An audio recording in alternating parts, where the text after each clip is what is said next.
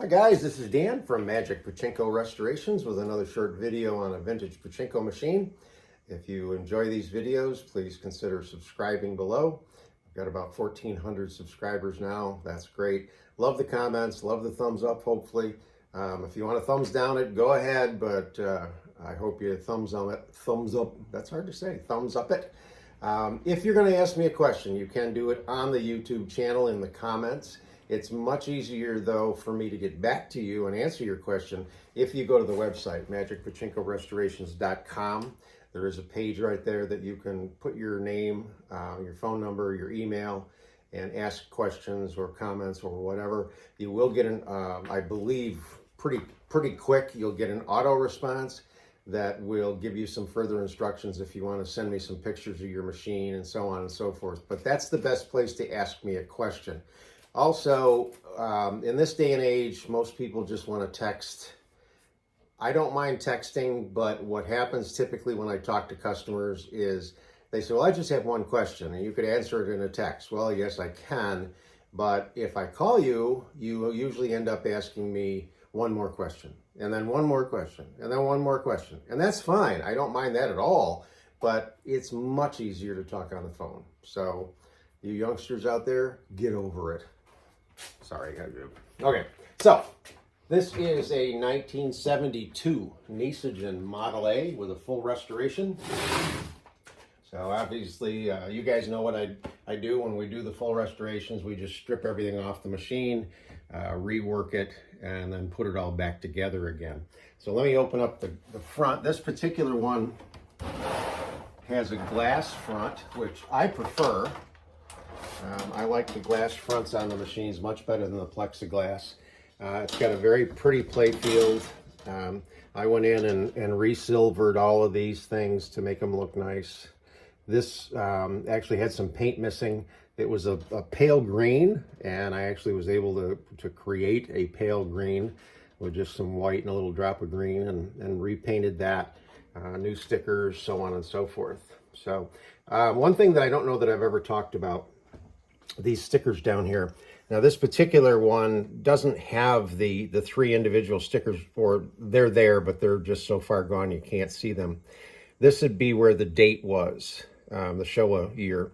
So if you've seen any of the other videos, there's other stickers that are much nicer. But this is the original sticker from the original playfield. And what I do is I cut it out of the original playfield. I sand the back to get rid of as much of the paper backing as I can. I want to make this thin. Now, if you notice right here, there's two little tiny brass nails. And whether or not the sticker has it, I drill two holes. When I'm doing all of these holes, I drill two holes right in the original sticker. Or if the original sticker had a staple, I'll pull the staple and then drill two little tiny holes. Now, once I've got the original or the new playfield on, and I've got this sticker cut out and all sanded, I use contact cement.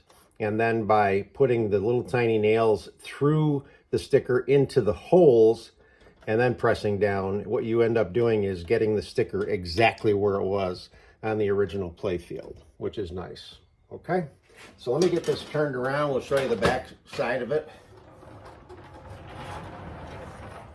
This is one of the newer, if you will, Model A's. This has this portion here mounted on the plastic rather than everything mounted to the board. And this is a little bit different on the older Model A's. The only thing that's missing is there would have been a clear plastic cover right here. Certainly not necessary. It was just to protect this mechanism, keep the dust out of it, so on and so forth. But everything else is there. Oddly enough, this one had this micro switch mounted right here, and it was actually wired into the same circuit as this leaf switch. So I'm not sure why this was ever here. This looks original, but not necessary, so I took it out. So we did rewire it. So to get a Model A ready, we're going to plug it in, and your ball out light will come on. That means there's no balls or not enough balls for the machine to work. Second thing you do before you try to put any balls in is make sure this is up in the shut position rather than down in the open position. If you leave it in the open position, the balls just run out and fall out. So you want to make sure that's shut. Grab a handful of balls.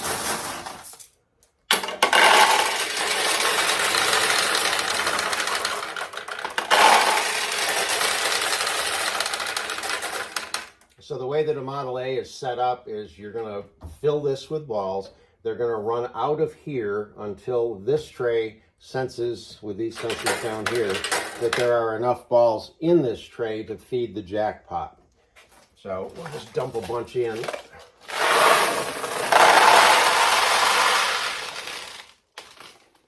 And now that we've got it filled up, the ball out light is off. This is stopping more balls from going down. If I do that, it just lets more balls in. But this is where the losing balls are going to come back into the machine. That's why they call it a recycler. So the only other thing you have to check is make sure that your seesaw is tipped back, just like any other seesaw. You want it tipped back this way, because when this seesaw tips forward, it's what hits the leaf switch and turns the jackpot light on. So make sure that's tipped back, and now the machine is ready to play. So we'll put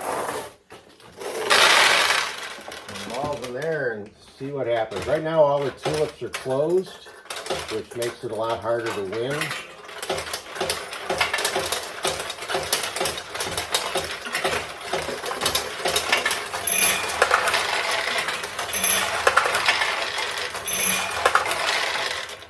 So what I did is I got some of the balls to go down through the center attractions.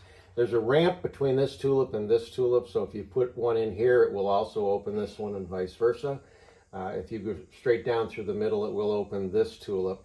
There's nothing that will open these tulips like some other machines. In other words, if you put a ball in here, there's not a ramp that'll take it down to here. These have to be opened by the player, if you will, by getting a ball in them.